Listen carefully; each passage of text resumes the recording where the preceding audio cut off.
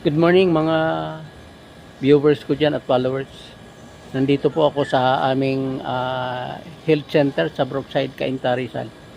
Hindi ko po dati nanonotice na dito pala sa aming health center meron ditong halaman na napakahalaga, isang herbal na talagang malaking tulong sa mga tao na nakakilala nito. Ito po yung Blue Ternate. Ayan.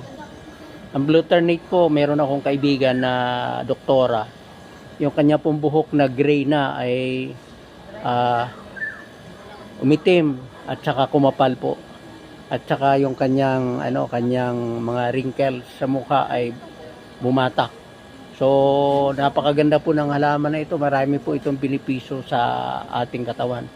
Para po sa mga hindi nakakaalam, magtanim po kayo ng Blue Ternate sa inyong bakuran. Madali lang po ito buhayin. Maraming salamat po.